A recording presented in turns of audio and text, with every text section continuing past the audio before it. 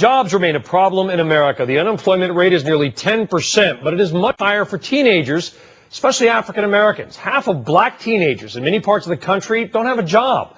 Is a higher minimum wage to blame? Joining us now is Herb London, president of the Hudson Institute, who has argued that a higher minimum wage actually hurts employment. It's counterintuitive, right? If you're in a minimum wage job and someone says, I'm going to raise your pay, obviously it sounds like a good thing to you. And if you're employed, it probably is. But your argument is that it hurts people who need a job. What happens is the employer looks at the job market and says, if I have to pay someone $5 an hour or $6 an hour, I may be able to afford that kind of employment. When we get to $8.50 and then health benefits on top of it, I'm not going to hire that person. And it's also true that the administration, acting out of good intentions, says, why have interns work in your place without compensation?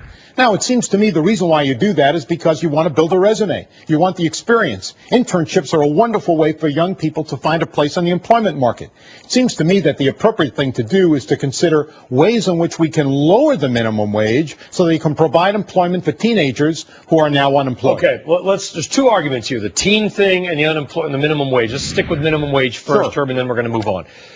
We have heard anecdotal evidence of this happening. If you're running a restaurant or somebody that employs minimum wage workers, right, and you need maybe another 40 hours of labor, that oftentimes what people are doing now is forcing asking 8 workers to work 5 hours each more per month instead of adding, or week, I should say, new 40-hour-a-week worker.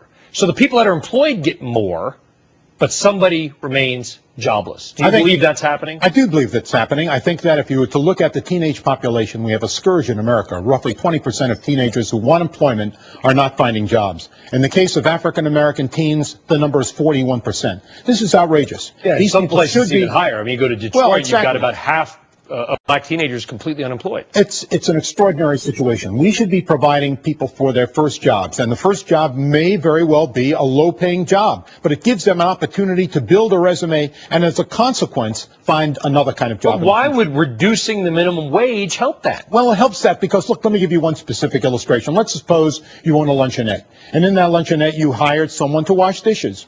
But now you find that $8.50, it really doesn't make much sense. And on top of it, you got health benefits. So you go out and you buy a dishwasher. It may be a very expensive proposition, but over the long term, it's going to pay for itself because you don't have to hire that employee. This is generally what happens. People are trying to find ways to cut down expenses, not to add to their expenses. And the road to serfdom, it seems to me, is built with good intentions. There's no question that the administration has good intentions in helping poor people, but in the end, it has an adverse effect. There is an exemption for the minimum wage, obviously, for waiter. Anybody that makes more than 30% of their employment from tips can work for $2.13, right? That's correct. Okay.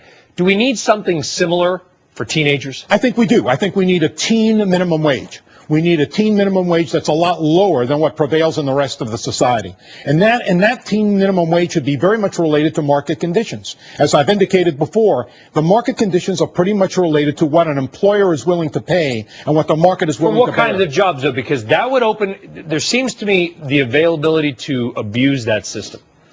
Sure, there's abuse of, and also, instead of hiring a 30-year-old, I'm going to hire a 15-year-old and pay, that teenager half of what I federally now have to pay the 30-year-old. But what you're also suggesting is that you're providing that teenager with an opportunity for his next job. You're giving him an opportunity to learn about the workplace. You're giving him an opportunity to learn how conditions in the marketplace actually operate.